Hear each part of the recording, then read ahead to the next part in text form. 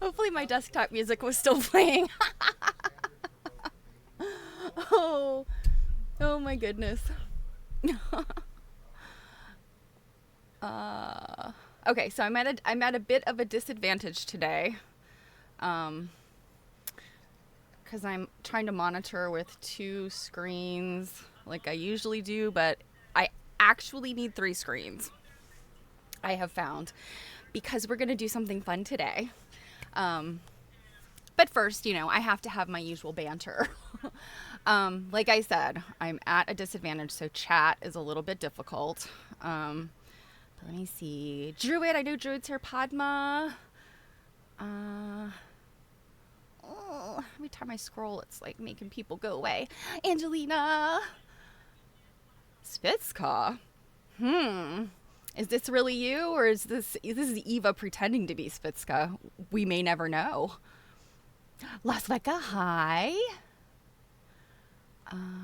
Okay, if I've missed anyone else in here, I am so sorry, because I just literally I scroll and it like oh, so Eva is here. Oh my goodness. Well, hi Spitska. It was nice to have you. You could stick around unless I don't know if there's the one computer and the two personalities. Hi, Kate. Thank you. So these glasses, I don't know, you guys probably see me squinting all the time. But these are my old people glasses. They have what do you call it? The transition, the bifocal. And I bought these a long time ago. I thought I could pull them off. I don't know. So you guys tell me. um, the beginning, of course, was my dear nerd goggles. I love it. Yes. My little friend here, my little turtle in a turtleneck. I got him last year for Christmas. He was a little gift to me because I love puppets. And he's just so cute. I mean, look at him. He's got a little shell and he's got a little turtleneck. And there is actually a poem, but I think I took the tag off. The tag is somewhere else. But there's this cute little poem about how he was looking for, I don't know, a shirt or a coat or something. And he ends up getting turtlenecks, and it protects his throat because he's sick. And it's a very cute story. So anyway, he doesn't have a name. I was thinking, I've thought of a few names like, Terrence. That's an ordinary turtle name. I didn't think that was good. Tomas.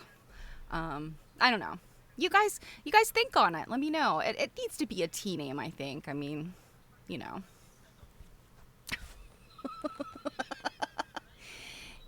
Eva, whatever works.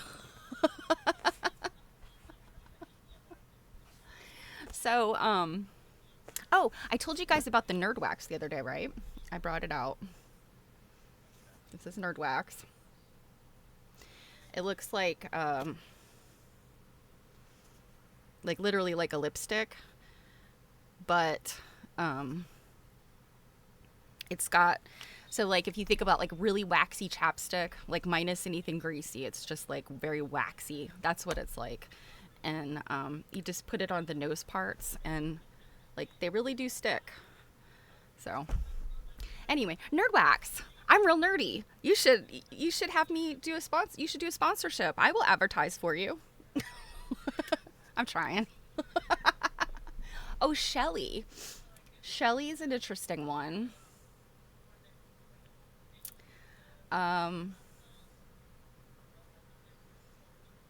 Oh, there are, puppets. I am so into puppets. I just love them so much. When I was a kid, like go to the puppet shows at the library. Oh my gosh, that was like my favorite thing ever.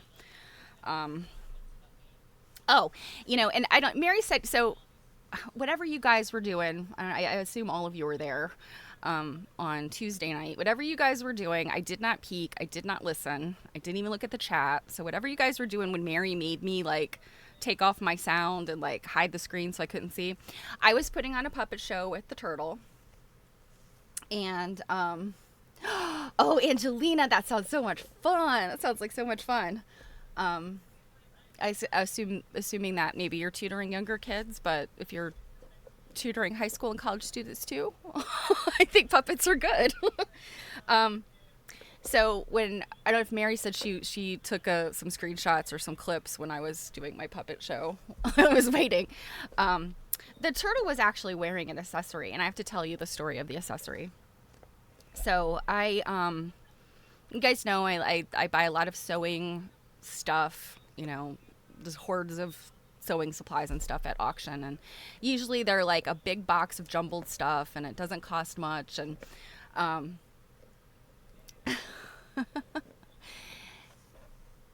and so you find interesting things. And in there, I found this little box, and it's says Borsellino. It's somewhere in here. It says made in Italy. And later on, when I showed my mom, oh, it's right here, imported from Italy, right here on the top of the box. When I showed this to my mom, she said, oh, it probably had like fancy candies or some kind of thing in there. But I was like, when I first got it, I thought, there's something in there. Oh, it might be something exciting. So I open the box and I look inside, and I'm like, this is the most delightful yet ridiculous thing. And I want to believe that this came originally in this box. I'm sure it didn't, but I want to believe. It is this adorable, tiny little plastic hat. It's got the velvety flocking on it, and it is the perfect size for this turtle. So I put a little pin in it so it fits on his head. Come on, dude. And now he is a cute little man about town. This is so ridiculous. I just love it. He got his turtleneck, and then he's like, oh, I'm very handsome. I think I need to get a hat. Oh, and then the other thing he has. Okay, Angelina, look away. Look away. Make sure the turnip of hope is not there. He's got his own little turnip, and he likes to chew on it. He hasn't heard it yet. No turnips have been harmed in the making of this puppet show, but yeah, he likes to chew on it. Hi, Perry Bird. Yes, he is a very dapper chap. Oh, Quilt Nerd Show's here. Mary. Thank you, Angelina. I don't want to cause any strife, but it's cute. So, thank you, Mary. So anyway, I do need both hands today. Ordinarily, I would just, type with one hand and all that stuff, but I gotta have both. So our little friend is gonna have to go back on his perch. But yeah, let's keep brainstorming names. We've got like Shelly, Tony.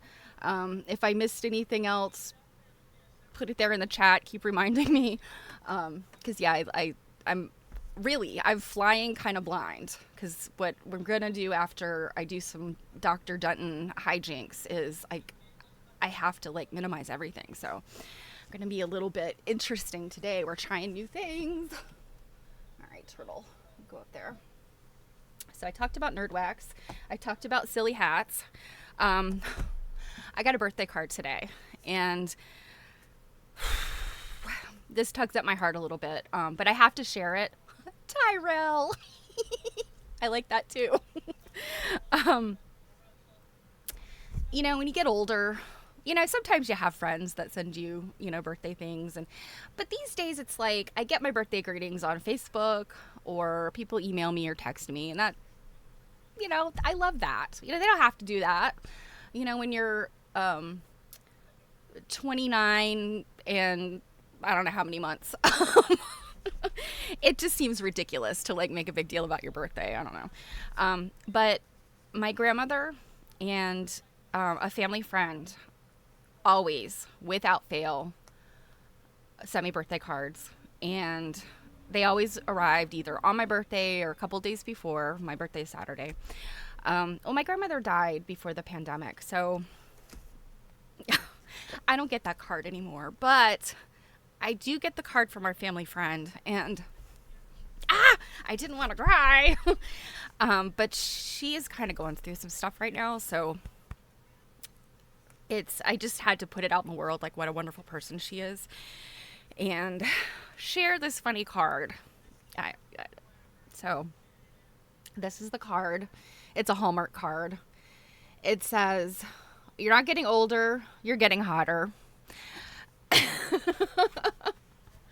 And of course the inside says, "But don't worry, it's normal. Have a seat, it'll pass." So, yeah. Closing in on 50. Stuff happens. Oh my God, you saw Kate cry. That's abnormal.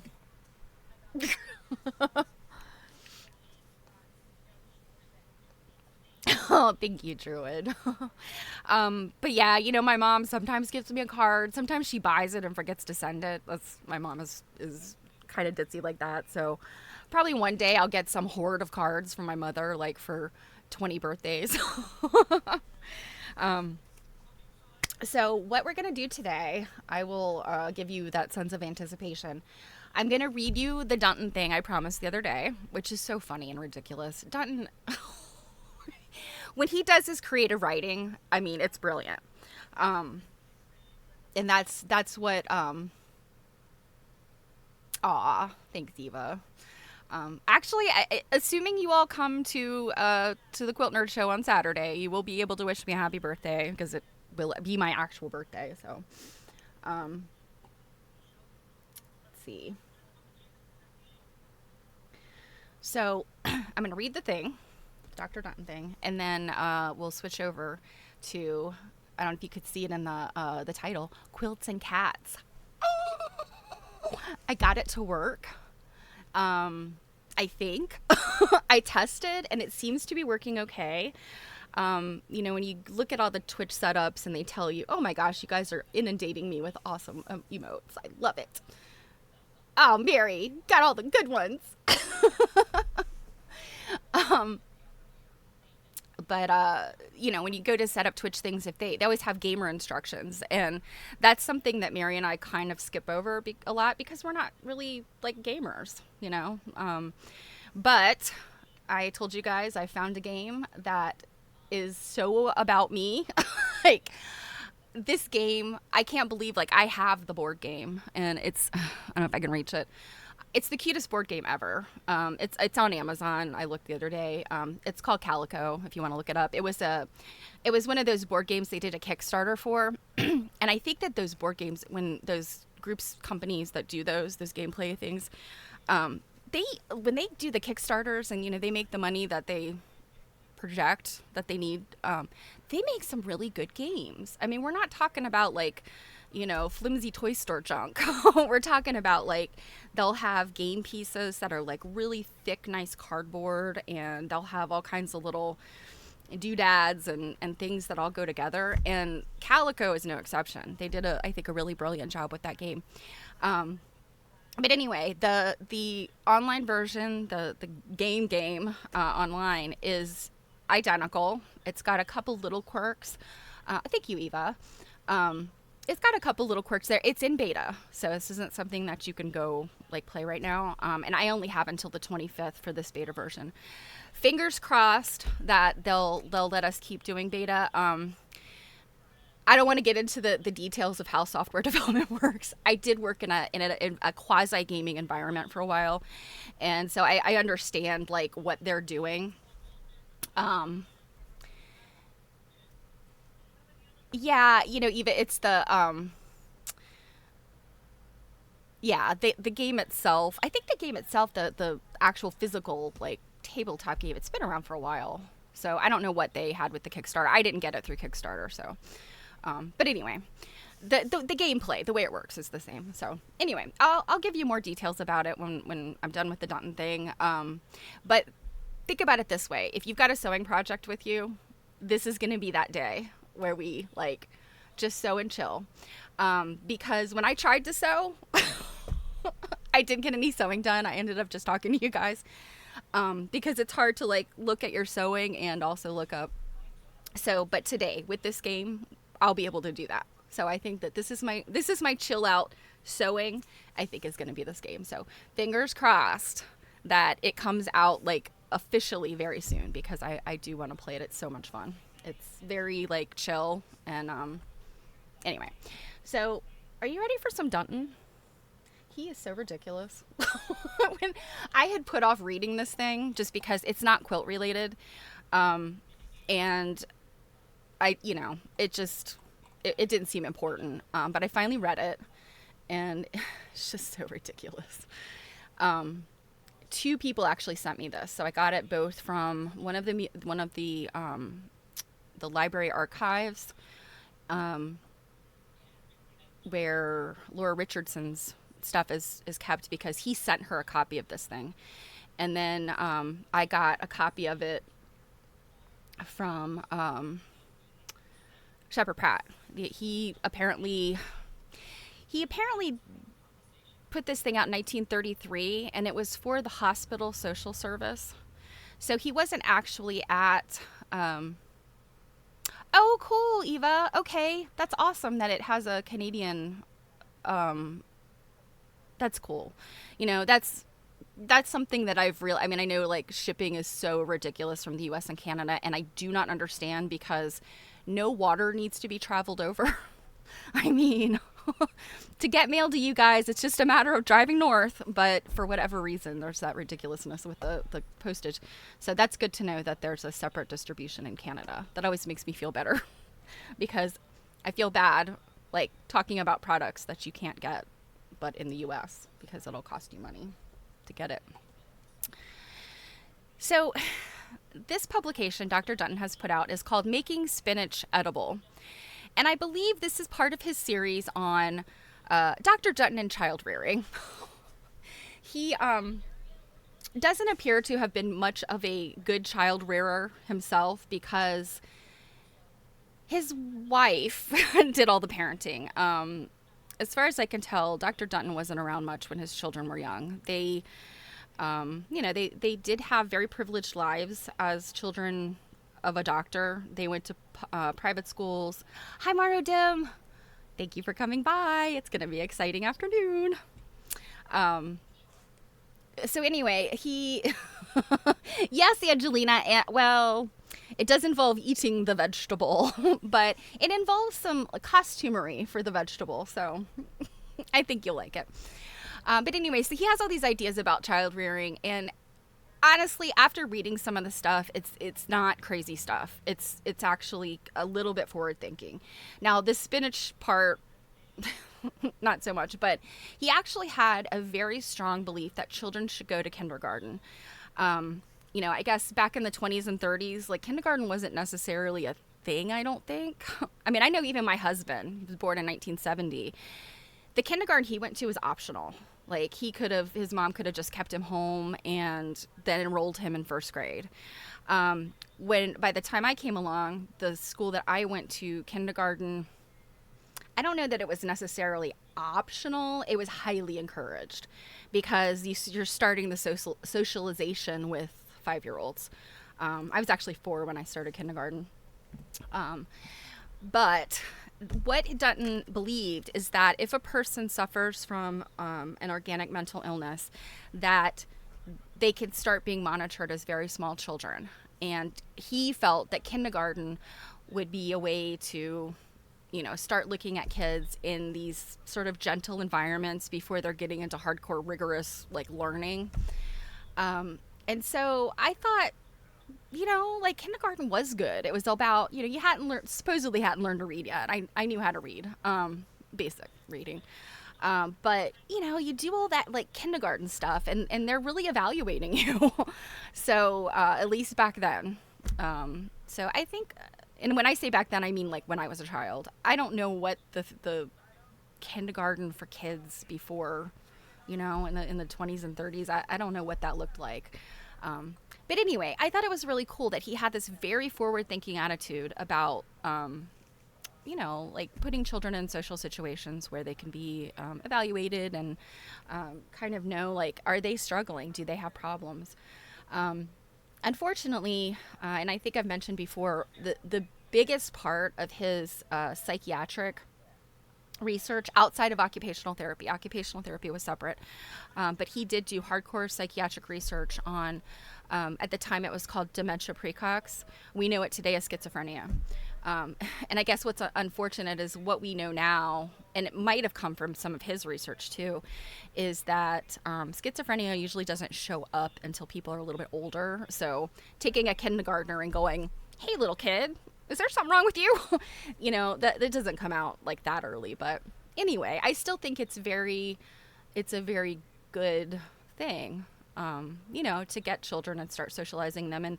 And things like some of the challenges that kids suffer today, like autism spectrum disorders and stuff. A lot of times those things are starting to come out when kids are like, 3 and 4. And by kindergarten, they've really started to express those things. And my nephew is actually on the spectrum, and kindergarten was really important in helping him start to integrate with kids that didn't have the same challenges he did. So anyway, long story short, I think kindergarten's good. Dr. Dunton did too. So I say 2 thumbs up for that aspect of child rearing. Oh gosh, you guys are saying, I'm sure, wonderful things, and I can barely see any of it. Yeah.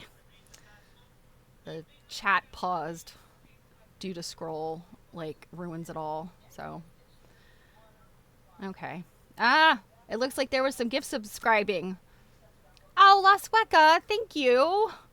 You are fantastic. Oh my gosh. You guys are wonderful. Sherlock, are you here? The Flintster's here. Oh, you guys. I love you guys so much. You're the best. You make this possible. You make all of this what we're about to read possible. Okay, so let's go. Making spinach edible. Let me zoom in here. So this is written by W.R. Dunton, Jr., M.D., Medical Director, Harlem Lodge, Catonsville, Maryland. It is probable that many physicians, when telling anxious parents that the child's diet must include plenty of spinach, have what are commonly spoken of as qualms of conscience. That is, if they have been well brought up and have such a thing as conscience. Dunton? A census of these prescribing physicians would probably show that a high percentage of them dislike spinach and never eat the stuff. A smaller number eat it because they fear lest they may be criticized for not taking their own medicine. Yet these always avoid ordering spinach when it is one of the choice of 2 from a list of 4 vegetables on a $1 dinner menu. However, knowing the dietetic value of spinach, all physicians prescribe it in the dietary, sometimes literally ad nauseum.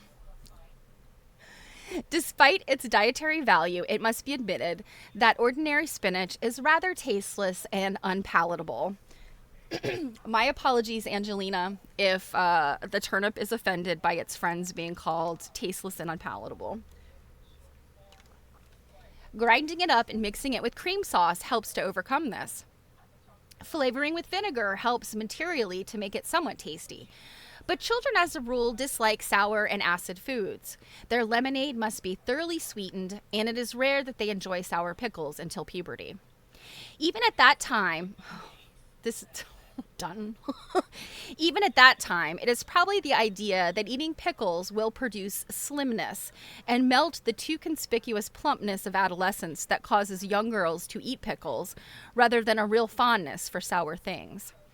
So that the addition of vinegar to spinach rarely produces a fondness for it in the young. Adding both vinegar and olive oil in the form of French dressing often helps considerably in making spinach tasty, and many adults profess a liking to the stuff when prepared in this way. Still others mix the serving of spinach with rice or potatoes and so dilute it, as it were, the mawkish taste of the spinach. The mawkish taste of spinach. A combination of 1 part of spinach with 4 of rice, served with a white sauce, is known as spinach loaf, but does not seem to have achieved great popularity. At least no songs have been written about it. Others have been known to cover the spinach with tomato ketchup or chili sauce. Mix that combination together and claim that is especially palatable. The spices of these two are sometimes distasteful to the child, however, and also may have a disturbing effect upon their young and tender stomachs. Probably a better combination is spinach and stewed tomatoes. This is really quite tasteful and has the advantage of combining two valuable dietary principles. Too often, however, young children dislike tomato. If they like spinach, the battle is then on to make them take their tomato, so that this prescription may be equally efficacious for two classes, the anti-spinachers and the anti-tomatoers. Anti-tomatoers. Probably a better and more palatable dish of spinach may be made by putting a quantity of the boiled or steamed variety in the bottom of a baking dish, covering with a thin layer of cheese, over that a fairly thick layer of tomatoes, then a few breadcrumbs with butter on top, finally baking until brown. It is quite surprising how palatable spinach can be when prepared this way. Yes, when there's cheese and butter and breadcrumbs, yes, I too would love spinach. Doubtless, there are other combinations which the ingenious housewife and mother can evolve, which will make this necessary dietary ingredient more palatable to rebellious offspring. And the interest of the child might be stimulated in suggesting these and helping to prepare them.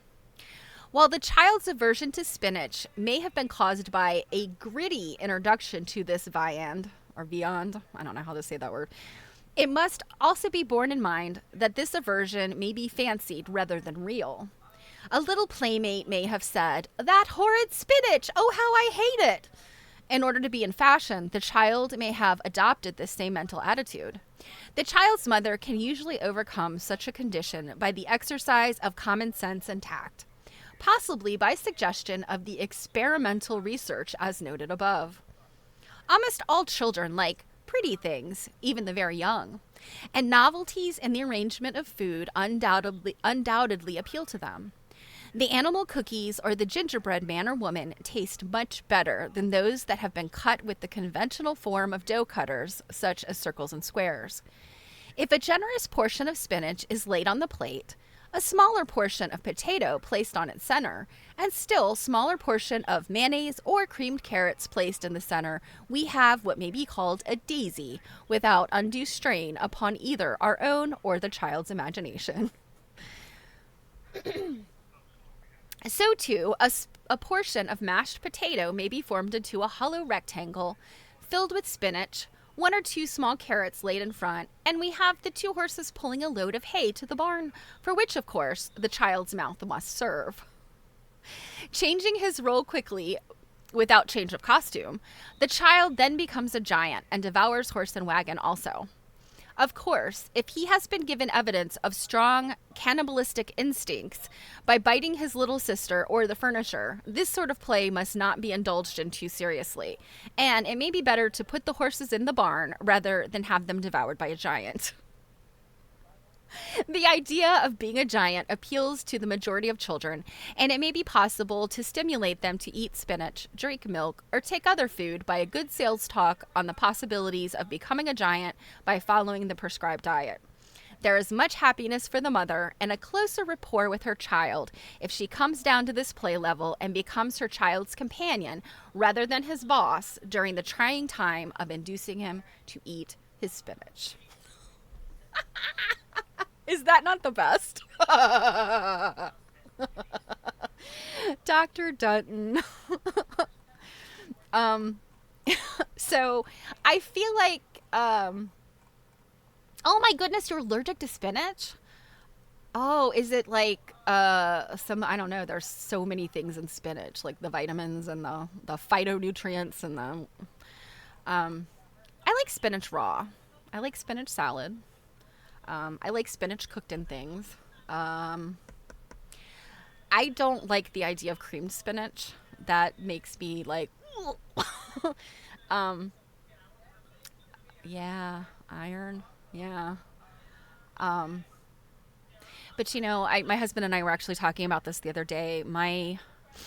So growing up, my parents were not like, I mean, they had enough money to buy groceries and whatnot, but they saved money because my grandparents had, well, actually both sets of my grandparents, but primarily my mom's parents, had a really, really abundant garden.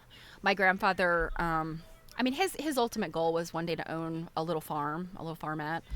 And he unfortunately passed away before he was able to do that. But he had like a really, really robust garden, and he grew everything. Like, he grew a couple of rows of corn, he grew lettuces, carrots, onions, potatoes, collards, like stuff that I wouldn't touch with a 10-foot pole. Exotic stuff like kohlrabi. You guys had kohlrabi? Hi, Kenny. Um, I'm trying to think what else. Watermelons. He grew watermelons, cantaloupe in the summer. I'm trying to think what else. Tomatoes, of course.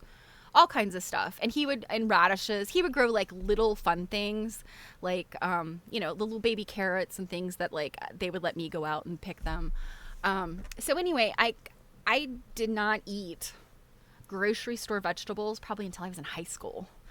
And so my mom does not like cooked vegetables. She said growing up, my grandmother would cook everything until it just like fell apart.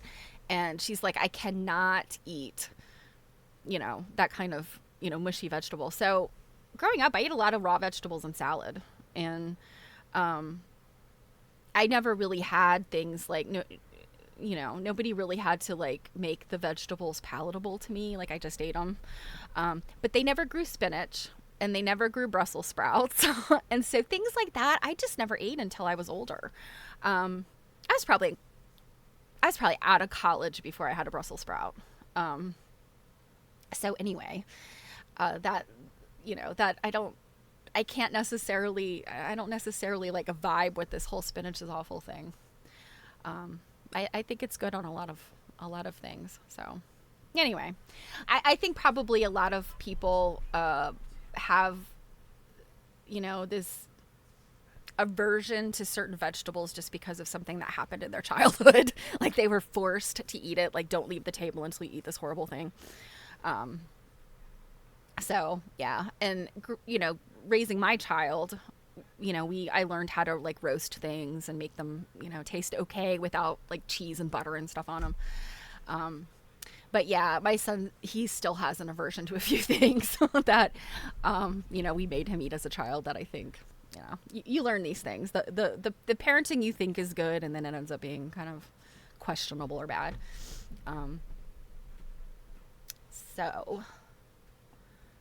Oh, Eva, tingly tongue and itchy mouth. I know that. I have allergies. I have some food allergies, and yeah, and it's scary because your throat starts to itch and your mouth itches, and you're like, is my throat closing up? Am I going to stop breathing soon? Asparagus. Yes, that's tricky to grow, but I love asparagus. Okay. Sorry, guys. I know I'm skipping stuff that I see, but I can't like... Nah. I just can't get like... It literally shows like one line, and when I scroll, it skips over. So anyway. What is an asparagus pot, Kenny? For growing asparagus? For cooking asparagus? I am not familiar. Raccoons. Yeah, we tried to have a little garden like, oh gosh, years ago when my son was little. We did for a little bit. We had like some tomatoes and stuff, and we have deer. Like, it's sort of on the edge of a rural area, but it's populated enough. Like, we're on a bus line. Like, one single bus comes out here. But we just had the worst time with deer, like coming out of wherever they come from, and rabbits too, and would just eat everything. And the area where we had our garden was like way back in the back of our yard where we have trees in front of it. So it was the kind of thing where we had to we tried to set up like the noisy pans and all that stuff, and the deer could like sneak right up. So a narrow, round, tall pot with a steaming basket. Oh, so you steam it with your asparagus upright, I guess? That is very interesting. I didn't know such a thing existed. Oh, okay. Asparagus is a perennial. Oh, whoops. I lost that. Okay. Takes a long time to establish, I think is what you said. Okay, I got to figure out something. You know, I actually need to put the chat window up, I think. I got to do that. I know I broke it. I need to fix it.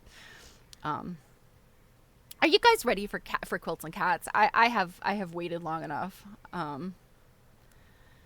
So let me.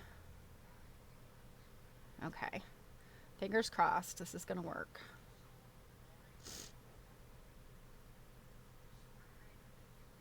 Let me make sure I can see this. Okay. You guys can see this. Can you still hear me? The sound's still coming out of my mouth. Yeah, it sounds like it. Okay. All right. So this is, I guess, sort of like the main menu. And I can tell, just based on what I know about software development and game development, they're at a point where, like, the game 99% works. They have a little bit of polishing to do on how the graphics interact with each other. Like, you'll see the cats sometimes will get close to each other and, like, they're going through each other. It's a little disconcerting. But those are things like that kind of are in the last minute polish of that 3D modeling. Ooh, Kenny. That's the asparagus steamer. I see sur la table or sur la table. I don't know how you're supposed to say that. But anyway, so this is the main menu, and you see this is a demo. The cool thing they have, so the box game, the tabletop game, has a certain set of cats, and they are based on real cats. And it's so cute because the back of the gameplay booklet, like, that explains how all the ways that you play the game, they have this 2-page spread telling you about all the cats and, you know, who they are, and a little, like, they'll reference the owners, who I assume are all people that are, you know, software engineers or game developers, whatever, game designers. But anyway, I just love that. So cute. So all the cats in the game are based on real cats. But the cool thing about the online game is that you have a cat editor. And you can add as many cats as you want here. Now, I don't know, going back, you know, once this is, oh boy, what is this? Okay, it's the rule book. Okay. Oh, cool. Well, I hope you guys can see that because it's very cute. But anyway, so I don't know, once this becomes you know, they've released the game for real. I'm not exactly sure. I'm pretty sure that you'll be able to choose your own cats instead of their cats. So because of the way that you edit these. So this is one I just did last night, Rocky. This morning I made a Starscream. Now, he does not look exactly like my Starscream, just because I haven't had time to play around with him. But my Starscream doesn't have, like, the side colors. He did when he was little. Isn't that weird? When he was a kitten, he had these very distinct markings like this on his sides. But as he grew bigger, they stretched out and disappeared. I thought that was the weirdest thing. I've never seen that. So you can edit all these cool things, like the main screen. You can give them a name. You can edit their goal. We'll talk about what goals mean in a minute. But you can choose, like, what the cat is into. And then there's, you know, I mean, if you're a gamer, if you've played games, you know, like, you've seen this kind of stuff before, where you get to model, you know, the players and stuff. And, you know, there's tons of different things. Like, you can make yourself a red cat, all this kind of stuff. And then you guys, you could give your cat a hat. I feel like Starscream, he thinks of himself as someone important, would give him the captain's hat. You can put, like, wings and stuff on them. I mean, look at that, little butterfly wings. You could give him little saddlebags, little jetpack. This is new. This wasn't on there last night. It's like a little obi or something, like a little bow thing. There's a bow for his tail. Give him some dignity. So I thought maybe we would create, we'll make Nancy. So let's edit the name.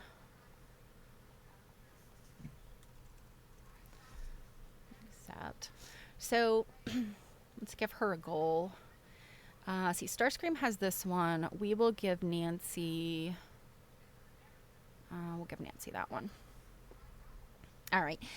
Nancy, let's see. She doesn't have very much tail fluff, but we'll give her a little bit. Her overall fluffiness, she doesn't have long hair, but she's very furry. She's a little bit of a Brutus. She's got kind of a barrel chest. So, I think the eye space is okay. Snout length, that's good. Cheeks, yeah, that's good. Okay, the smile. Okay, you guys, get ready to be freaked out. I do not think cats should smile. This is terrifying.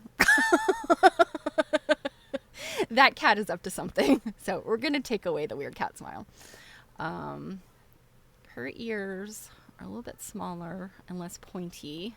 And then she doesn't have ear rolling. Some cats do. So we'll just take that away. And then I think her nose a little bit bigger. All right, now fur. This is the one I struggled with a little bit because of the way the base color. I mean, see, you can make yourself any color of cat you would like.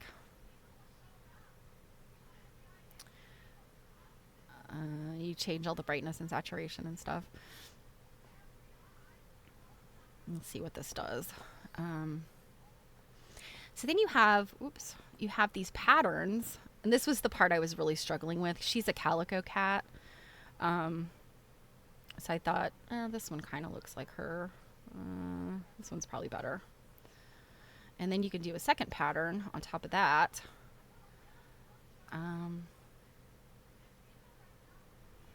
I'm going to have to really play around this because this really doesn't look like her very much. But you can see, like, you can make like a, like that would be like a Siamese cat, you know, with the little feet.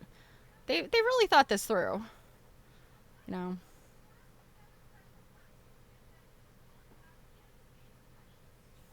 Yeah, we'll have to figure Nancy out more. But yeah, you can make him into a leopard, all kinds of cool stuff. So, all right. So we've edited our cats. Now there's a story component to this too, and that's not part of this beta, so I don't have access to it, but it looks like it's like you can play along to this whole there's this like royal princess kind of situation or prince or something, and you're a quilt maker who has to come to the palace and make these quilts and stuff. I don't know. I just saw screenshots of it and it looks cute, but you know, I kind of like the idea of just playing this. So what I will tell you, this game is like kind of like solitaire almost. When you're playing against people, so I'm playing against these AIs, but you can play alone, and you're not actually competing. So like there's no time component to this. It's as slow as you want it to be. You choose, you know, because it's a strategy game.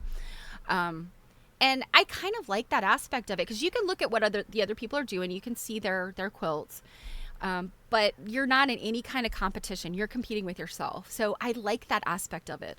I like competition, but also like if I'm chilling out, I don't like that idea of like, I gotta be first, because like that gets me amped up. So gaming to me, like the perfect game is one that's very low key. And I remember Mary said the other day, like she plays Tetris sometimes at night. I play like very low key, like barely takes a brain cell kind of stuff that is similar to Tetris, but it's not even moving. It's like I choose to move it. So it's I play that on my phone, and this is more difficult than that, but like that's the kind of thing that I enjoy. I don't love the like getting pumped up and all that stuff. So I don't think we'll just leave this as it is. Let's see. I think maybe, oh, I can choose. Okay. Oh, and I can choose my cats. I missed this last night. Okay, so we're going to get Starscream, and we're going to get Nancy. And then this cat, Tecolote, we'll keep him. So let's start the game, and I will explain what is happening. So it took me a few minutes during the tutorial, but the most exciting thing that happens here, I think, is that you can pet the cats. Hi, little kitty. Hi. And your cursor turns into a hand for scratching the cats. And they will crawl all over your quilt. They'll lay on your quilt unless you're putting something on the quilt, and then it shoos them away. You can also put them to sleep in this like sleepy mode. You click that, and they all go off the game board, and they curl up and go to sleep, or they lay there. It's so cute. It's like real cats. You're like, go to sleep. I think that this game board is so cute, and I assume maybe like with their future betas or their actual release, that this board, maybe like the whole game surface might be something that you can change, but for now it's like this grassy area. So this first thing here, that these things that are I can't remember what that's called, they're highlighting themselves. These are how you choose your design challenges. So there's 3 types of challenges you're going after in the game. You've got your design challenge, which for me was the easiest. Then you've got your cat challenges, and then you've got button challenges. And I don't think these are the things they call them, but it's what I was calling them. So your design challenge, let me put those on the board. That's the first step you have to do. Let's see, that one. And this one will give me points. Okay. And then you always click on this bag, and the bag is actually part of the desktop game, the tabletop game. It's for holding your tiles, your hexagons in. So, and here you click it to say your turn's over. And so these 2 are my opponents, and you see, I can look and see what they did. They are not making the exact same quilt I am. So now that it's my turn, I have to decide what I'm going to do. And I can only play one of these 2 patches. They call them patches. And my goal with the design challenge is I want to, we'll say this one. I want to create an AA, BB, CD challenge. And they have the pop-ups, the tooltips. So what this means is I need 2 pairs of colors, and then 2 different single colors. Or I can do 2 different pairs of patterns and 2 different single patterns. Now, if you do either of those, you get the lower score. If you do both of them, so like literally if you manage to get 2 different patterns, and then 2 single patterns, along with the color situation, then you get the higher score. So you can do one or the other, or you can do both. So that's strategy number 1. Then your next challenge is meeting these cats' demands. And in the gameplay, they say, the instructions, they say, well, you want to attract the cat to your quilt. And I'm like, no, you're just meeting your cat's demands. Your cat's like, I want kibble and I want it now. Think of that. That's what this is. Now, the cats don't care about color. They care about configuration and pattern. So to get Starscream's little thing here, his little charm, that little fishy thing, I have to, using these patterns, so the dot and this little swirly floral thing, I have to get 3 in a row using those. And then I will get these points and his little charm. For Nancy, I need to get that little trio configuration, and it needs to be these patterns. And if I want Tecolote's little thing, and his is like a little cat, I have to do 4 in a row with these patterns. Now, there's another challenge, and that's the buttons. So on the corner of each of the little, and for the buttons, you can also use the little bit of the hexes you see along the side. And your goal is to get 3 of these little icons together. So you see all of these little icons. There's like a leaf. I don't know what this round thing is. There's a mushroom, a little, a moon. I think this is like a little water droplet. I think that's all of them. And your goal there is to get those lined up together in a little trio, in a little cluster of 3. And when you do that, then you get a button that looks like the little icon. If you can get 6 different button challenges, then you get this rainbow button. And like the rainbow button is the path to master quilter. So I think that's everything. So I'm bad at this. I have tried playing this and I'm bad at it. But I can do the design challenges, and by virtue of the fact that the button challenges are also kind of easy, I get some of those. I have yet to get a cat challenge, and so with Starscream and Nancy maybe having these less difficult challenges, maybe we'll get one. So okay, you guys ready? This is gonna be like watching paint dry. It is so low-key. So let's see, first of all, Starscream, he likes 3 in a row, so we're gonna try.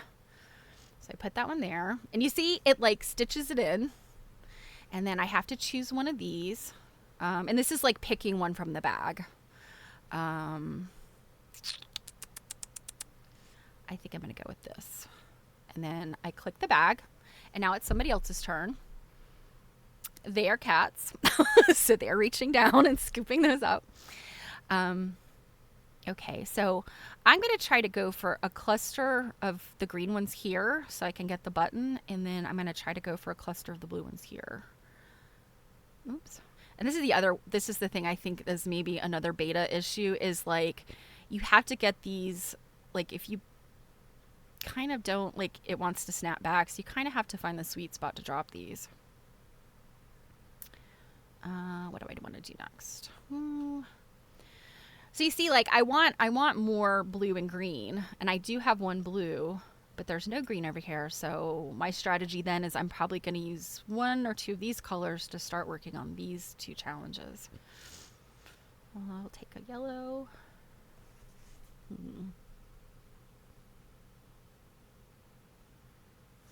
Okay, so here I know I can complete that, and so I get a button, because that was the little teardrop button, a raindrop button. No crying around cats. And also, until I go over here and finish my turn, I can click this. Oh, well, that was supposed to, yeah, there we go. You could click it and it'll make it go back. Okay, so I want a green one.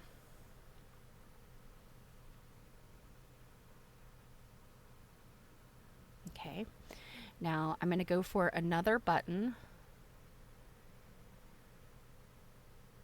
Okay, so now for this design challenge, you can see like the AA, BB. I've got AA, blue, BB, green, or vice versa. It doesn't really matter.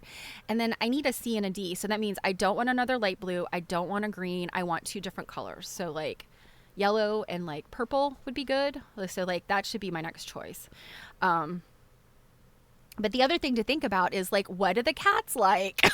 And that's what makes this hard, is because I'm looking here and I'm seeing like, okay, Starscream likes, he likes polka dots, and I need 3 in a row. So I would want a polka dot to go here. And maybe that's what I should do with this when I get there. And so you can see, like, the good thing is that there's no time component to this. I can look and see, like, what everybody else is doing. And I can see, like, I'm kind of winning right now because I've gotten buttons, and buttons are worth 3 points. And these guys haven't gotten anything yet.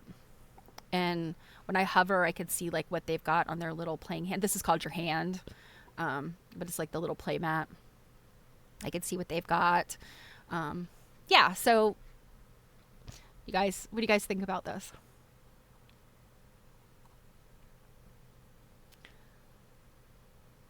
The Twilight Zone. Oh my gosh. Okay, you guys have been talking and I haven't been able to see any of it. Hold on a second. I want to be able to actually see. I'm going to put this up here so I can actually see the chat. Ah, poo. Of course it's not going to. It's thinking I'm new to the chat room. I hate that. Twitch, why? Why can't you preserve the chat? Okay. More obedient than the average cat. Oh, yeah. Well, let me turn them back on. Do you attract the cat by saying, cat, do not go there? No, the cats do what they want. Oh, yeah, the rainbow button. It's quite cute.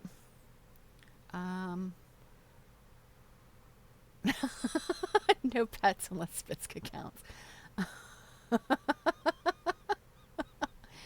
Oh, no, Flitster, paint samples. Ah! Oh my gosh, that's so funny.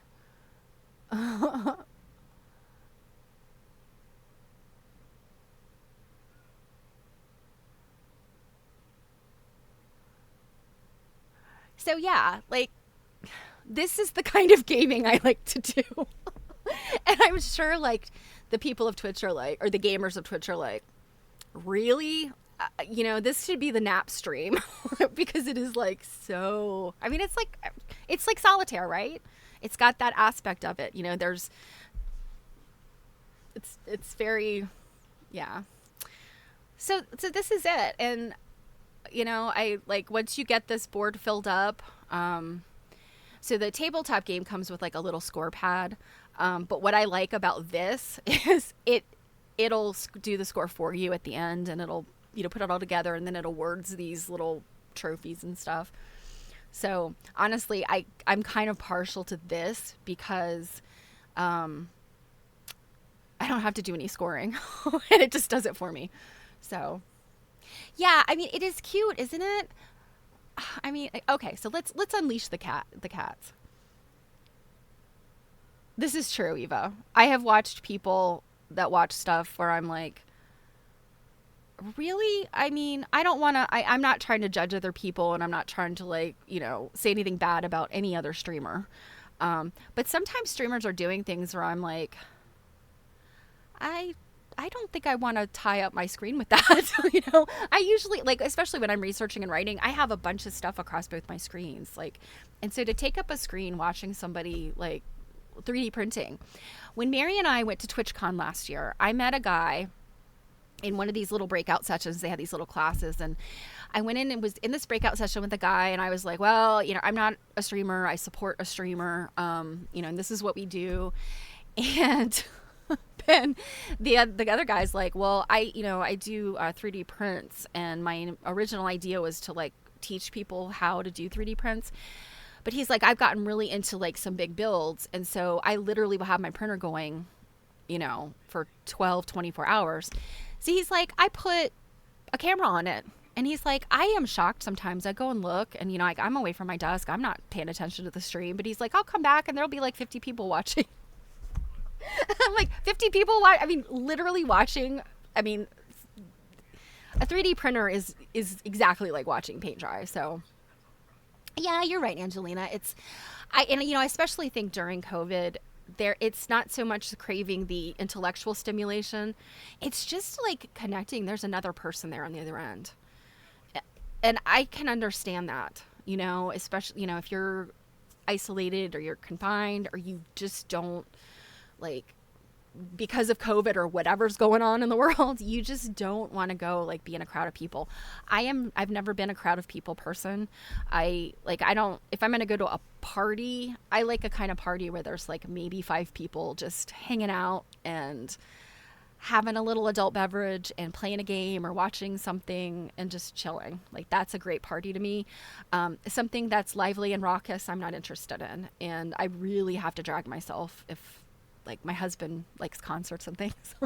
I have to really be dragged to that stuff. So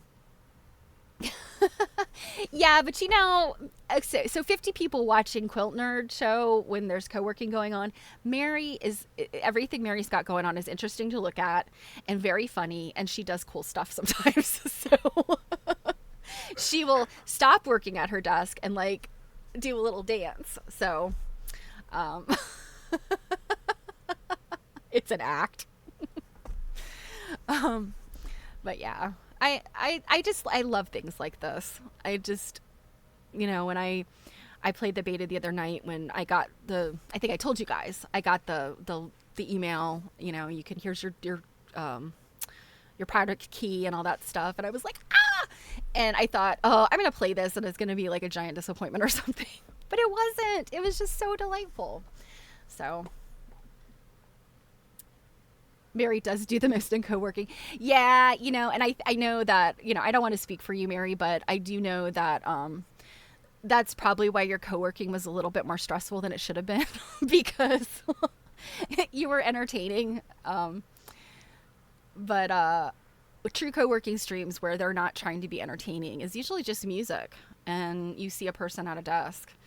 And I think that can be a very good thing. It just takes that kind of like focus, which I know I struggle with sometimes. But I remember working in a corporate environment and you're in your cube and like sometimes you have to put the blinders on. You don't want to look at other people because, they catch your eye and then they want to talk to you or other people having, a conversation near you that can sometimes be distracting. And I think sometimes if you've got a bunch of friends in a coworking stream, that's what happens. So more fun than working. Yeah.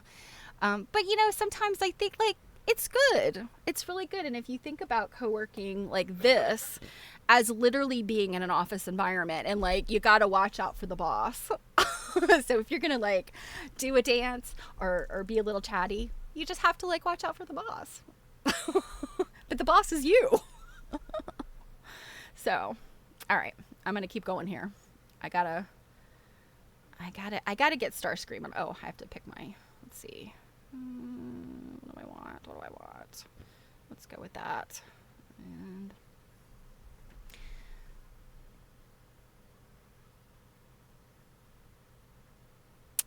okay.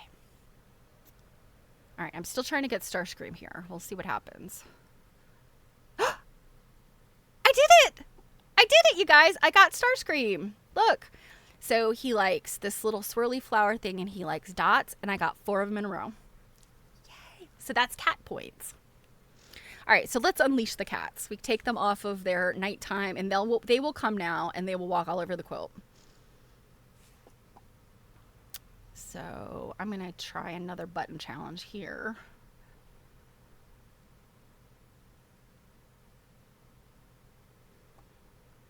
Okay. So who likes this? Okay, Telecote likes this. So let's see. Move. You move. Move, Starscream. I got to see what Telecote likes. I think it's 4 in a row, isn't it? Yeah. Okay, we'll put this one here.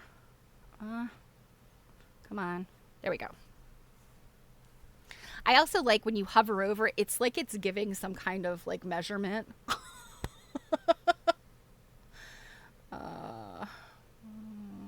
Let's try that blue. Okay, I think now that I have... Oh, did it do it again? Twitch... If I minimize my window, it gets rid of the chat. I don't like that. Here we go. Ah, okay. Oh, now I can see what you guys are talking about. Cat buns on the quilt. Yes. The mad scientist in Carmen Sandiego. I know, right? Well, they're kittens. They're AI kittens, but they have these like... I think these are the people from the story. So like if you play the story version of it, these are characters from the story. But yeah. They are real pesky. And I want to say these people did such an incredible job. Well, first of all, this is totally based on the desktop game. But I think they did such a good job with the concept of this because, okay, so in real life, we would not necessarily sew buttons to our quilt unless there was a specific design element of a quilt that we wanted buttons with. But... they've got stuff here on the board that I think is brilliant. Like these little embroidery scissors over here have the cat on them instead of the crane. I thought that was just brilliant. And they've got a little pin cushion. Now, this is one of the things, obviously, that is problematic. that at the end of software and game development, like the cat is like going through. That's something that they have to polish. The cats are doing kind of weird ass things here. And you'll see like one of them walk through the other one. All right, buddy. Okay, I'll give you a little scratch too. And you too. Okay, now you go back to your corners because I don't like you laying on my quilt while I'm trying to work. Let's see how the mad scientist and Carmen Sandiego are doing. Oh, wait, what? What has she got? What has she got that I don't have? I I don't know what this one is. That little cat head with the stripes. I don't know what that is. And then she got 3 buttons. I guess, no, this one is a cat. I want to say that's a cat thing. What has she gotten? It must be this over here. I don't know. Okay. And then this one.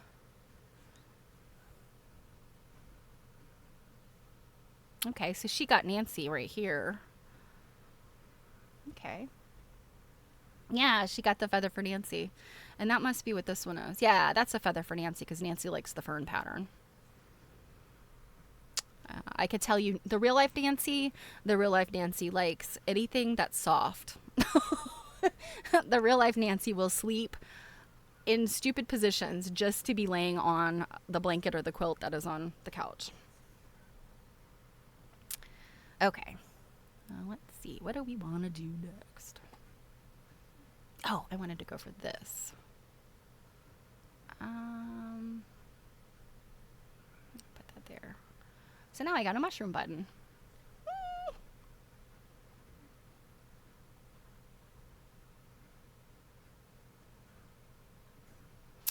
And, you know, maybe during like real gameplay, like when this becomes a released product, you know, maybe it will be harder. But I feel like if you go for the design challenges and try to get yourself some buttons, you will always score higher than trying to get these dang cats to work out. Okay, so now in this situation, I've still got that CD. These are different, so I could use these 2 for that. Or I might want to try and build out more of the button or cat things. Like, that's the decision you have to make. So I think I'm going to try to finish the design challenges because I feel like that gets you more points. Okay, so now this was a decision.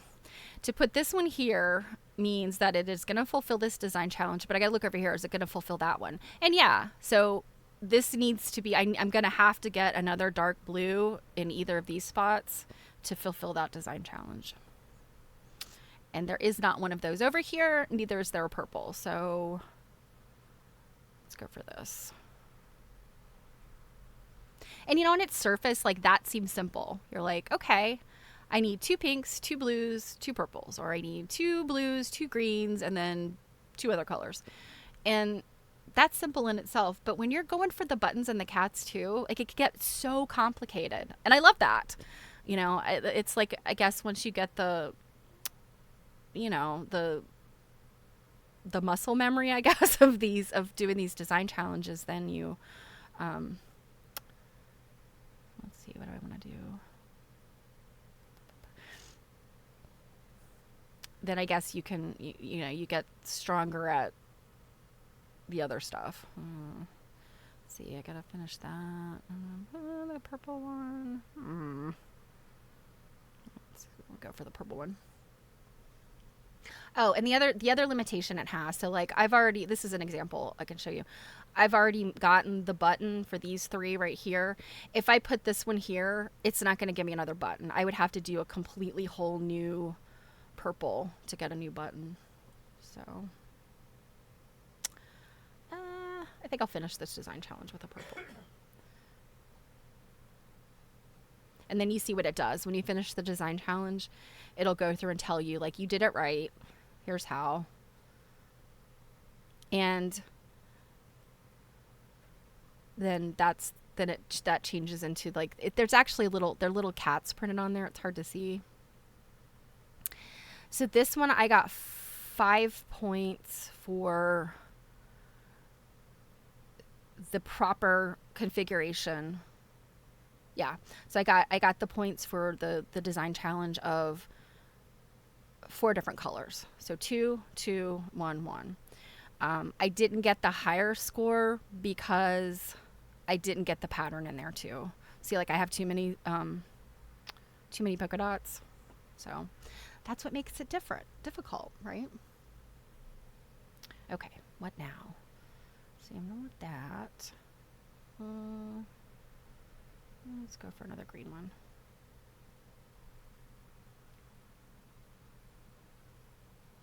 Oh, and I guess which you probably have also figured out is that there's when you're playing from your limited hand of 2, when it's time to pick new ones, you're also playing from a limited hand of 3. So like, you know, if the color you need's not there, or the color you need is there and the one of the other players takes it. So like there's that aspect of difficulty in there too. I just love it so much. I truly like never thought that I could find a game that would be like playable on, you know, online for other people to watch that I would enjoy. My nephew and my son both love Mario Kart, and it stresses me out. Like I just can't with the Mario Kart. Okay, so I need a blue and I need a purple. Okay. No such thing as too many polka dots. I agree. I agree. Prince and the Glam. I don't know if I've ever seen the Glam Slam video. I'm going to have to check that out. Can't do it right now because unless somebody gives me a link. Okay. Ooh, I need to get this purple one.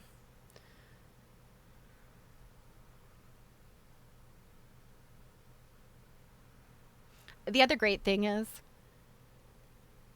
you don't have to wait long for the other people because you're not racing against them necessarily. You just keep taking turns grabbing the things, and then I think the gameplay for the board game is it like you have to put it in its spot and say like this is my final answer before the next person can go. But otherwise, like it's very low key. You know, I could.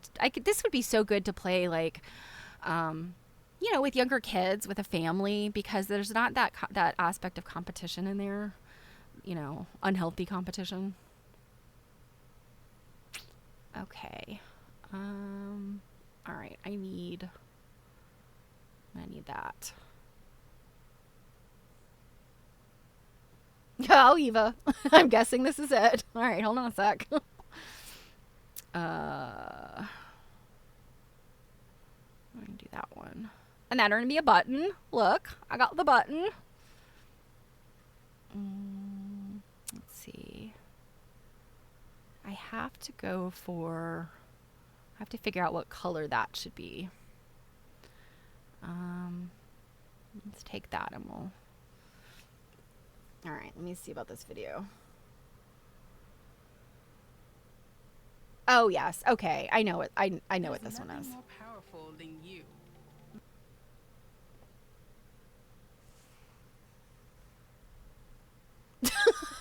Sherlock. I gotta be honest, like unhealthy competition, Trivial Pursuit. I will trash talk and be an absolute like terrible person. People don't like me after they play Trivial Pursuit with me, so that's why I like this.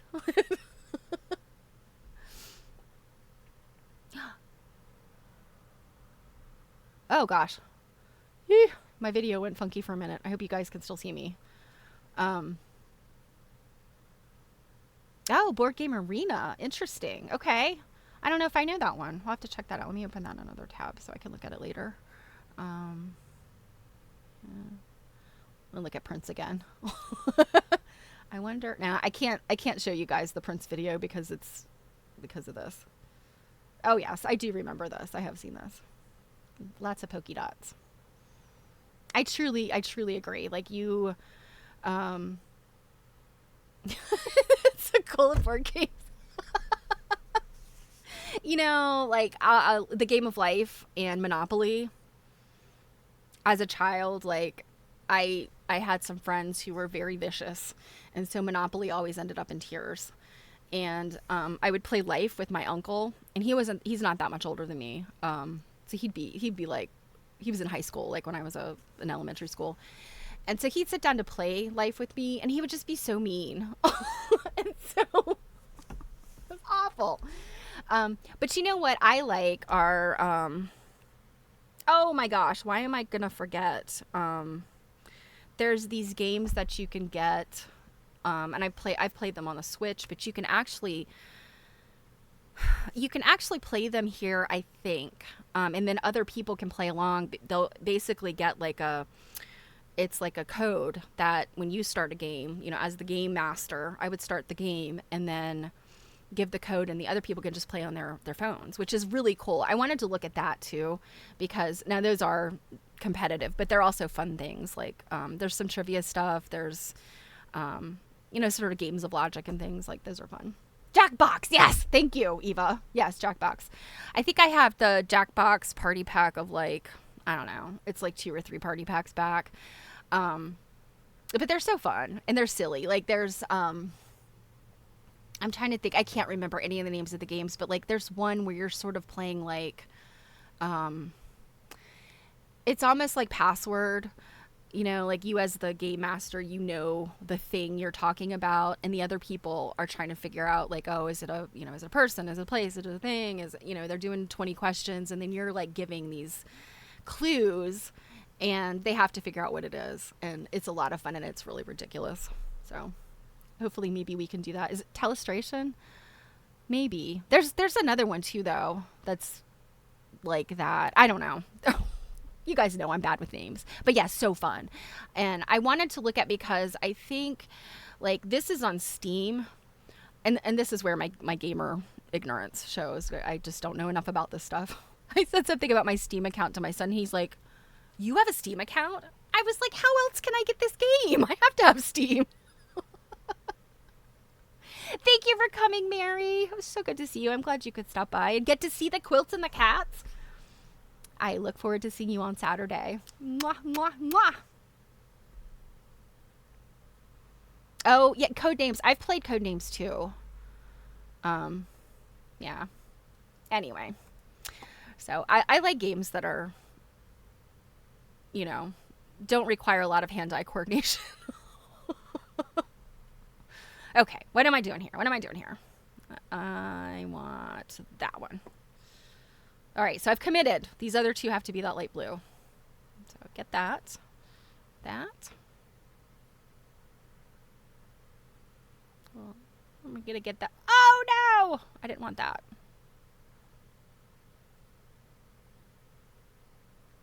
All right, now this is where it's not working right. There we go. I got my button. Oh, and I need this to finish off that design challenge.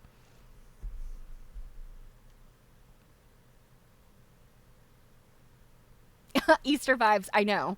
They do end up looking pretty weird. They're not exactly my jam as far as sewing a real quilt, but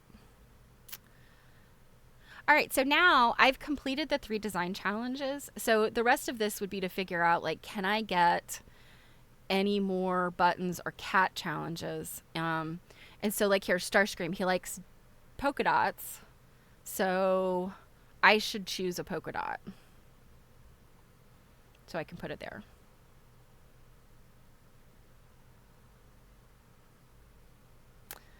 Okay, a little polka dot. Little polka dot. Oh, yay! Okay, what else? What else? What else? What else? Nancy. Yeah, see, like, I can't get Telecote here because I only have... Yeah, I don't have enough spots for... Yeah, so, like, that's a challenge. Like, I feel like the cat ones are really hard to get. Because if you're focusing on the design challenge, you end up putting stuff in spots where you're like, oh, well, that didn't work out. I should have thought more about that.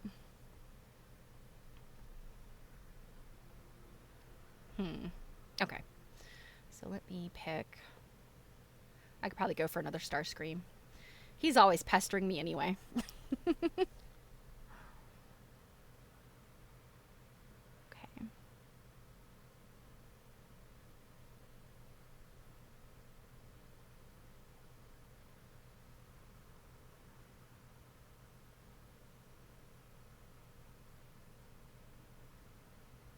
Here? You're right. Ah, okay. I'm going to have to find another stripe or the fern. I'll go for the fern for that. Let me get Starscream because he does like this. Let's put a green one there. Oh, wait a minute. It didn't give it to... Why didn't it give it to me? What did I do wrong?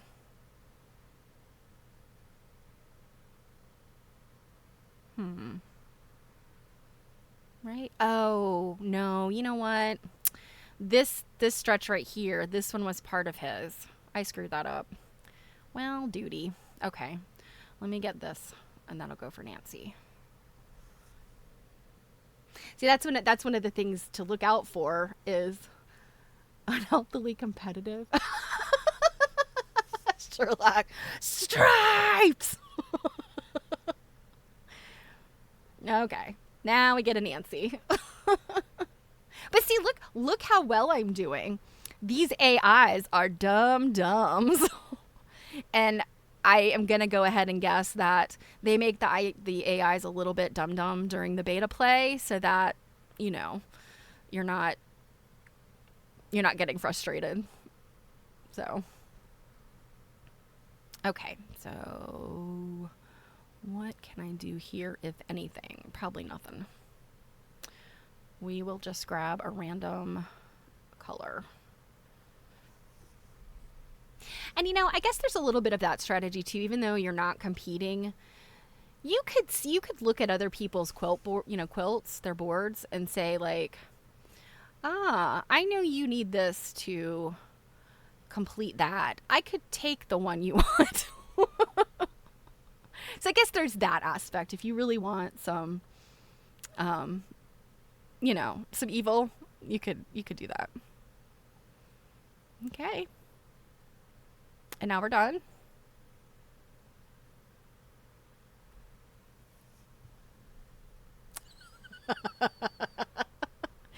See, this is good. We can play this game and nobody gets hurt.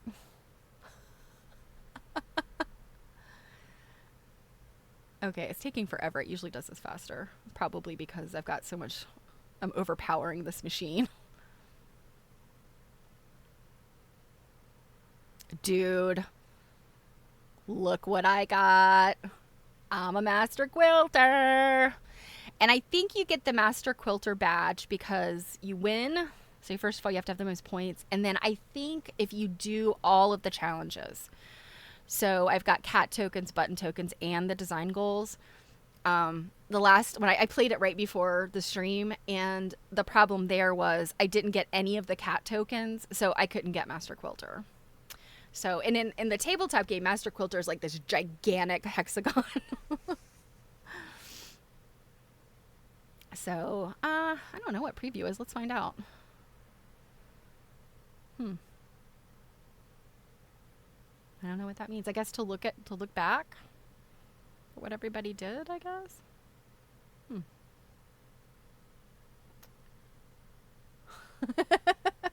Cheers.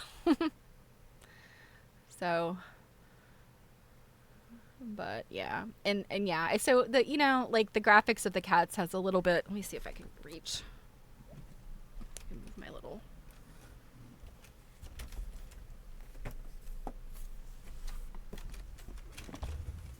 So this is the actual game. Let me see. I can't see myself yet.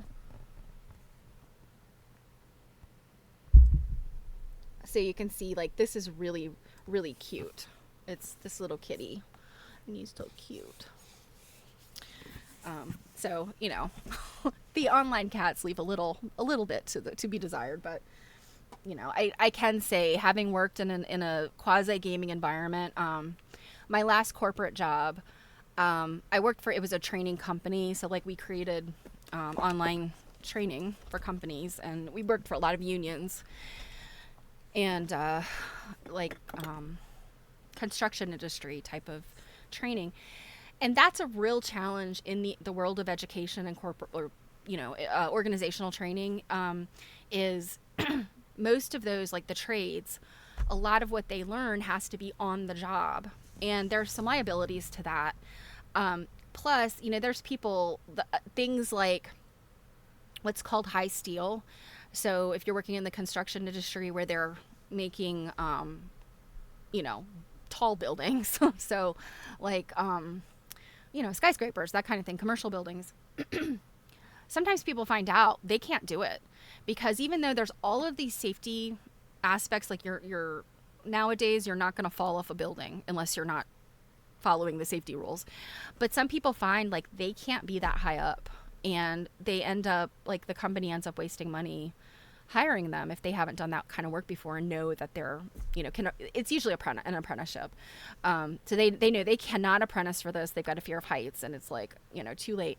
So we did things like making a high steel game so that they literally could do,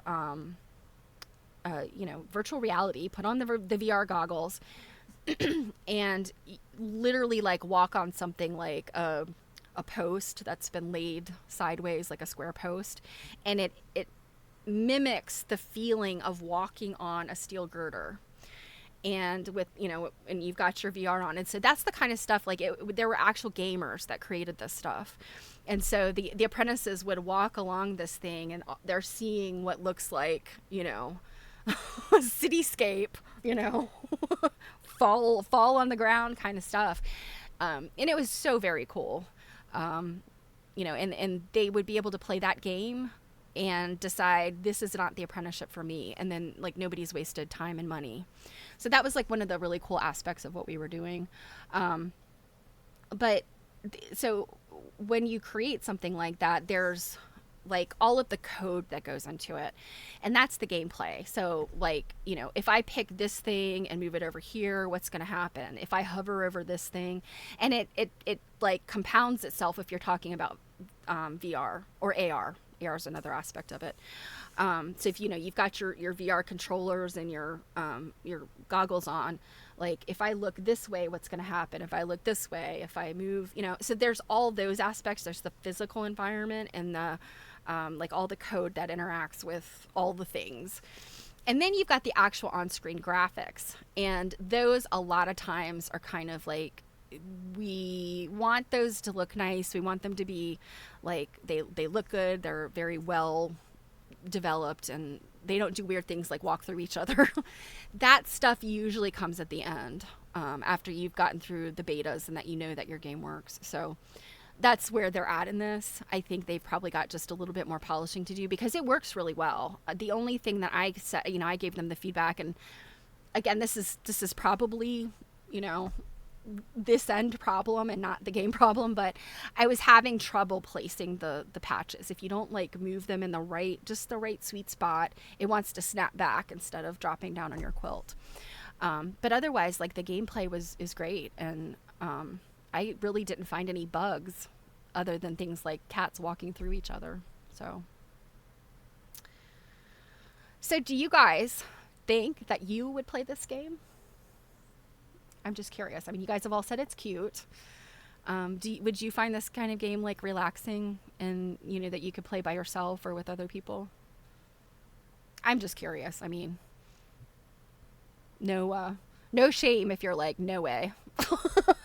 This is paint drying. Cats are magical. They really are. They truly are. And you know what? I feel like they all need a hat. That was one of the that was one of the what do you call it? The selling points of this. They're like, you can put a hat on your cat.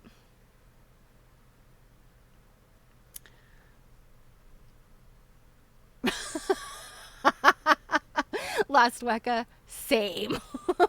When my son was a gamer all through high school. That's like all he did was play video games, and he still is somewhat of a gamer, but he's really more into tabletop games. And the way that they do that, they do Zoom, I know that they're sometimes on Twitch. I don't know how it all works, but they do Dungeons and Dragons. They do there's another Dungeons and Dragons like thing where you create campaigns, but it's like a different world that they create than, not your traditional dragons and dungeons. But he, like, it just always blew my mind that he would just literally sit there and watch somebody play like Grand Theft Auto, which I had a problem with in the first place because Grand Theft Auto. But I'm like, why? That's boring. Like, why wouldn't you want to just go play the game yourself? And he's like, well, Pathfinder, thank you, Eva. You know all the things. Yes, definitely. He and I think they go back and forth between Pathfinder and Dungeons and Dragons. Like they had some 8 or 9 month Pathfinder campaign, and then they switched back to Dungeons and Dragons. So, Perry Bird, great. And Stray, oh my gosh, what is that one? I have to look that up. I don't know what Stray is. Call of Cthulhu. I've heard of Call of Cthulhu. I don't think I know Delta Green. Yes, Eve, I have seen your Instagram. Okay, I'm gonna have to check out Stray. That will, Eva, can you find a link for that? So that if anybody else is interested. Yeah, so to back up into not ever thinking I would play games online, a few years ago for Christmas, my son decided that he was going to get me a Nintendo Switch. And I was like, okay. So I got this really cute little pink Nintendo Switch, and I have not played a lot on it, but it is great for like car rides or literally like just being someplace. And, you know, even if you don't have internet, you know, you can't play a game on your phone, or you know, it doesn't work properly on your phone because you don't have like the greatest connection. You could still play on this. You could play something on the Switch. And for the Switch, the games I was playing were like these story games, where, you know, you go through and you have a challenge, and you go through and you have a challenge. And I think that maybe that's what the story will be like here with this one. I'm really interested to see what the story involves. And you know, I suspect it'll be things like, you know, you gotta sew a green quilt, or I don't know. It'll be something. So, a stray cat roaming the city. Okay, I'm gonna open that link so I can check it out later. Glass Cannon. Okay, interesting. Okay, are you saying Glass Cannon, are they another streamer? Or do they do what they do somewhere else? Let me write this down. Have you ever seen that? Have you guys seen that? Do you have the Liberty commercial playing in your area, the Liberty Insurance, where the woman tells her mother something and her mother's like, oh yeah, let me just write that on my phone, and she's literally got a post-it note like stuck to the top of her phone? That's me. Okay, so I'll let him know about that. Very cool. Yeah. So they also play some, like, I don't know if it's not zombies. I want to say it's like vampires and some kind of haunted mansion, ghosts and goblins and things. I don't know. He and I played the tabletop version when he first got it, and then he plays like all these different things with his friends, you know. He also runs, I think they were running a tabletop thing at the community theater he works with. He's a part-time manager there, and because we live so close, that's why they're like, you would make a great manager because you live across the street and we trust you to give you a key. So he runs a thing over there sometimes. Yeah, I think it must be the vampire one that I'm thinking of. I don't really even know how it's played. I know I've heard the name. And then the other one that I did play with him was definitely werewolves and the haunted mansion thing. But, you know, the whole idea of gaming, it's really funny because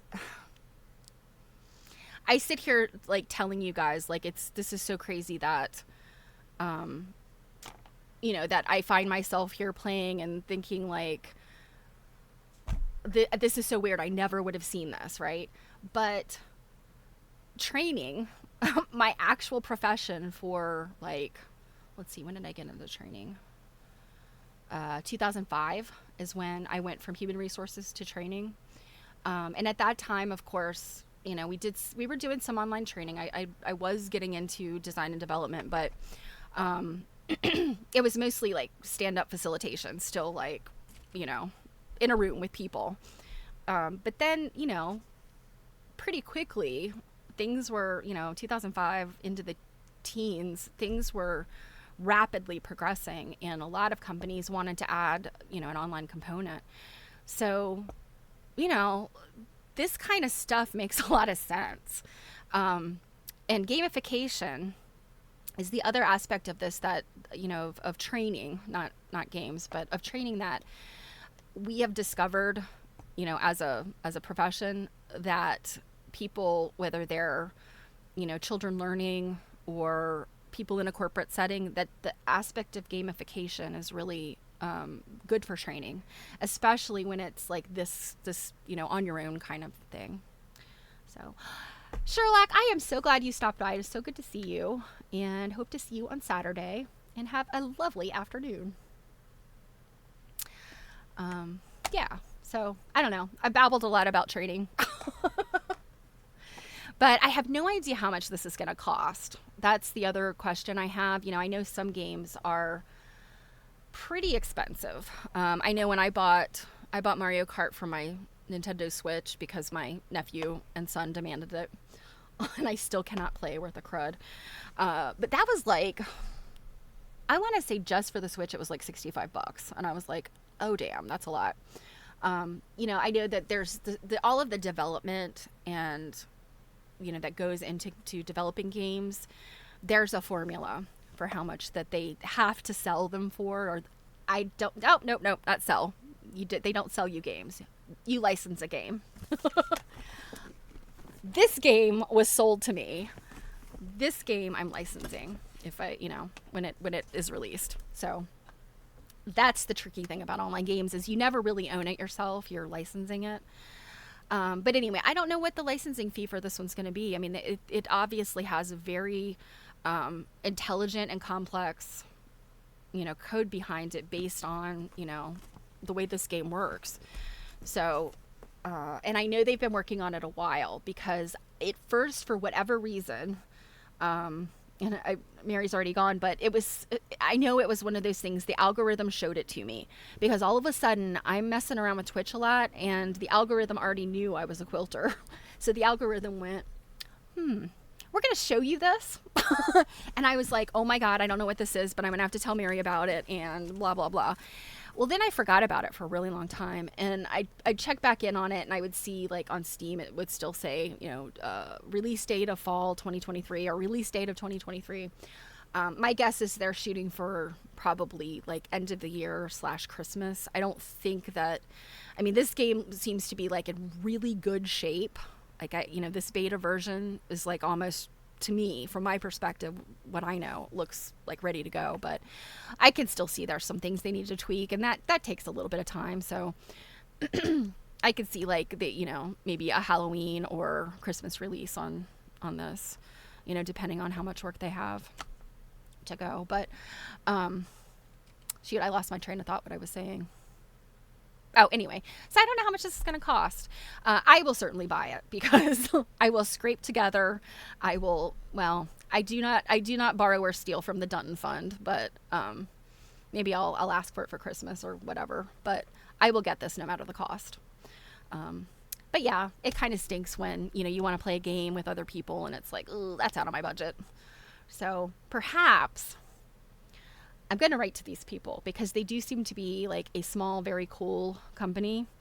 And I'm going to ask them, like, can I represent you guys on my stream?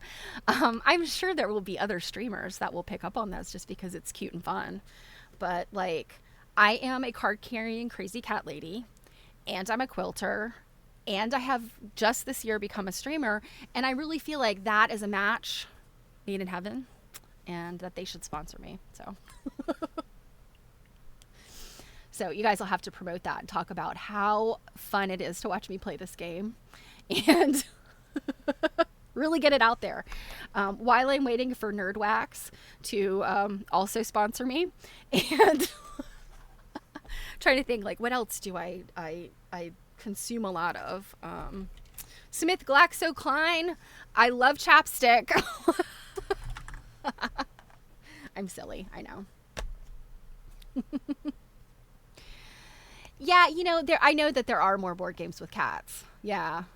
I just, like I said to you guys, like, this was like the perfect storm of, like, a perfect game that I could sit here and play this. I could play this over and over forever. Just, it's so calming. We'll see. It'll be fun to find out. You never know what's going to happen.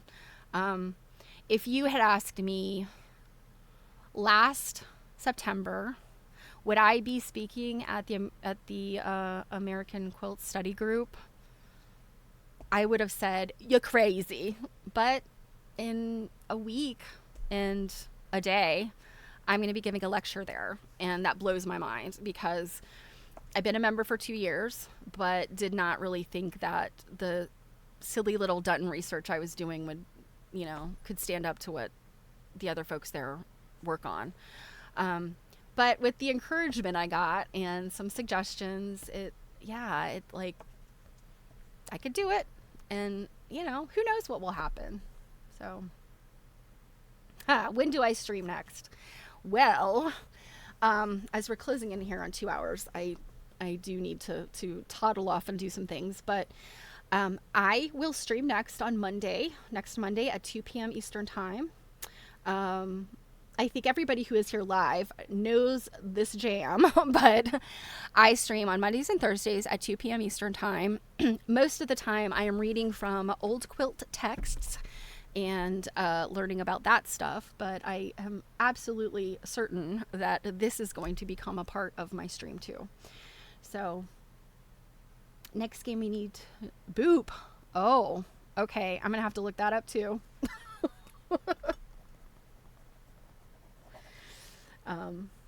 Card games. Yeah, Druid, I like card games because most of the time they're pretty easy to learn. And I mean, they're infinitely portable, like all you need is a deck of cards. My mom and I, when I was probably about 12, were so into Uno. That's another great card game. That she would come home on her lunch breaks and we would play Uno like over sandwiches. She would call me before she left work because, this is back in the 80s. And she would say, okay, I'm leaving. I will be home in like 8 minutes. So how long it took her to drive, whatever. So I would quickly make sandwiches. And she would come home and we would sit there, one hand for sandwich, one hand for Uno cards. And we would like play these crazy games of Uno for like, I don't know. She had like maybe, I want to say she like had like a 45-minute lunch break. So she had to use 15 minutes of it to travel, like, and so we would be able to play for about 30 minutes. And I would be like, Mom, one more game. You can speed. You'll get all the light screen. One more game. So yeah, I like that kind of stuff too. Okay. Halloween skin for a game, or your cat on the quilt on the bed and you're trying to get them in a row. Oh, interesting. Okay. How many O's is that? Is that 6 O's in Boop? Boop. I will check it out, Eva. Definitely. Yeah, so I'm not actually going to start this game. I'm going to put these things on the board and then I'm just going to pet the cats because I like doing that. Because it's just so cute. You pet them and, like a real cat, they roll over and they're like, here, let me show you my belly. And you're like, it's a trap. It's a trap.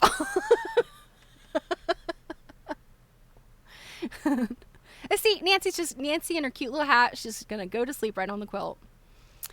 Ooh, hidden object games. What do you mean by that? Like that you discover something? Oh, thank you, Evo. Let me open that and I'll look at it after we're done here. What do you mean, Druid? Like where you have to reveal something, or I don't know. There's so many different kinds of games. So when I was like, really hardcore in my profession, I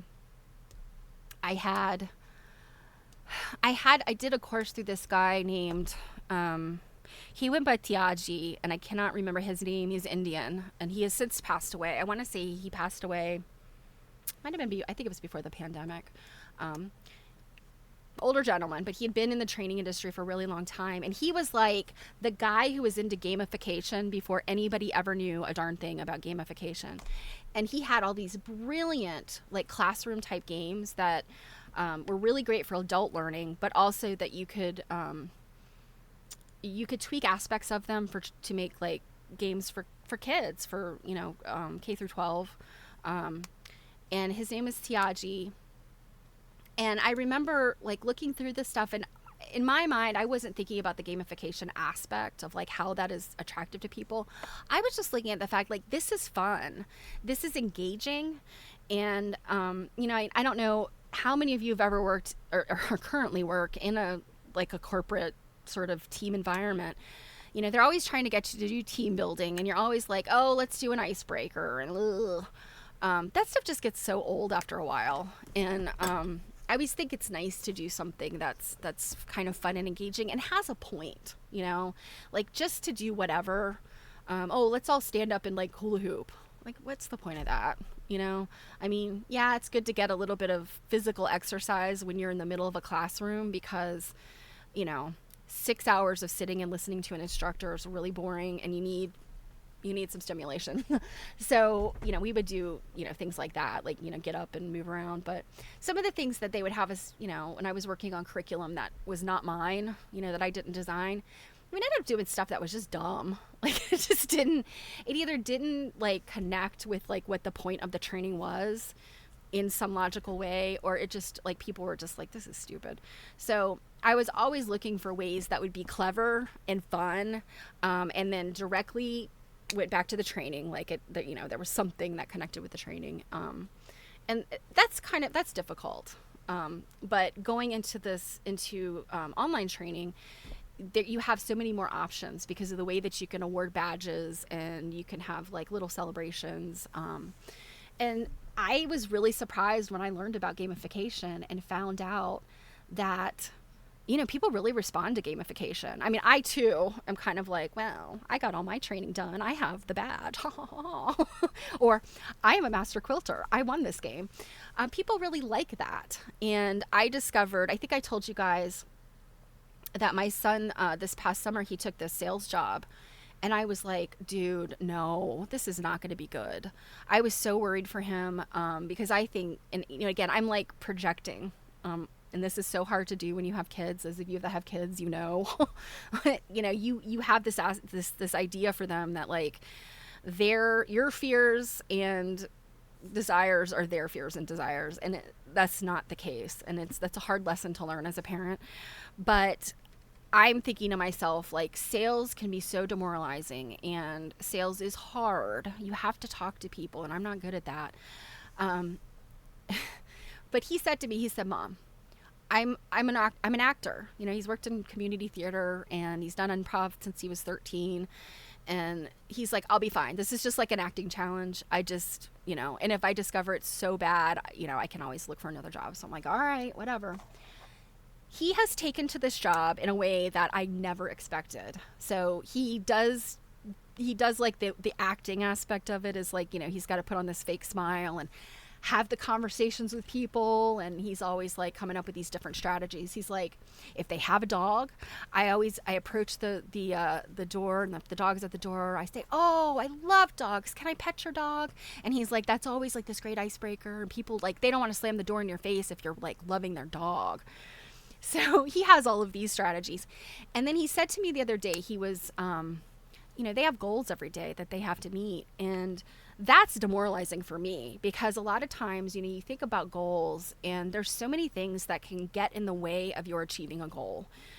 If you don't have 100% power over everything that affects the goal, if there's some other thing out there, a person you're trying to sell to, you can't force them.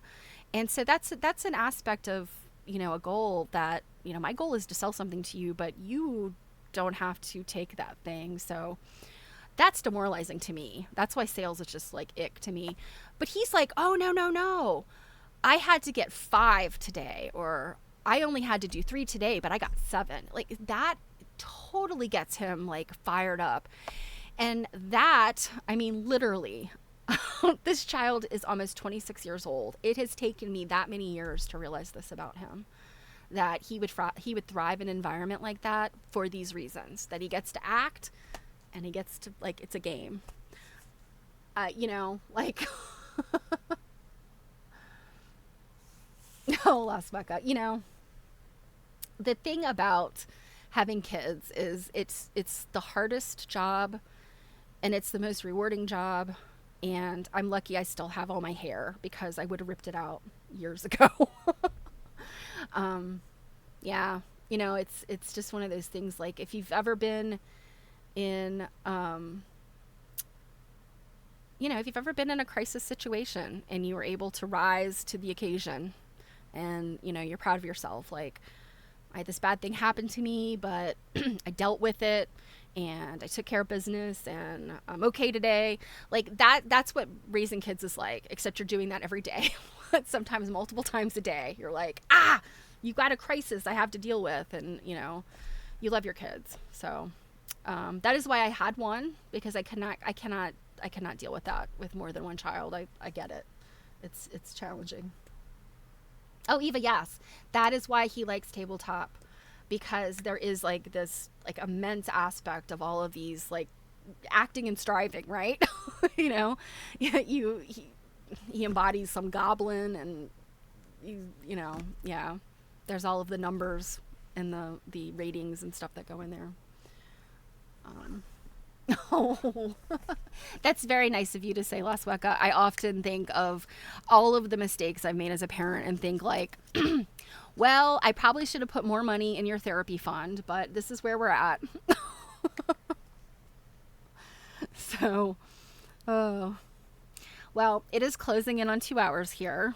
I absolutely could sit here and like just watch these cats sleep and pet them without even playing the game forever. But I have to get back to Duntoning, and I have a bibliography I have to put together before this weekend. So I hope that I will see you guys on Saturday at the Quilt Nerd Show. And in the meantime, please have a wonderful weekend.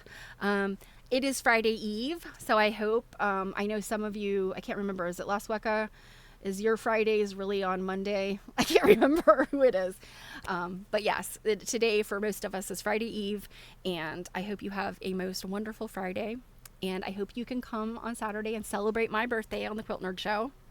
But if you can't, I will be back on Monday at 2 p.m. Eastern.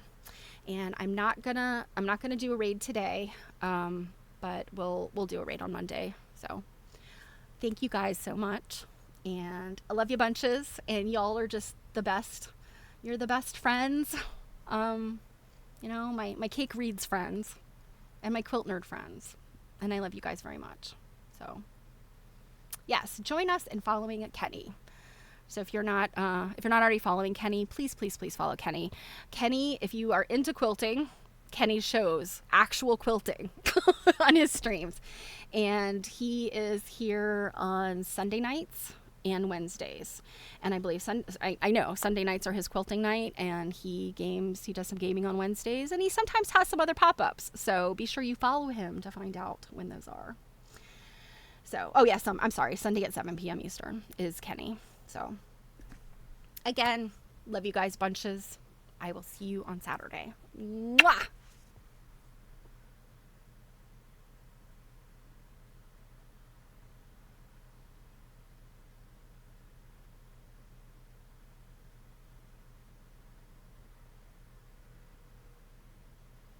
Well, of course I forgot.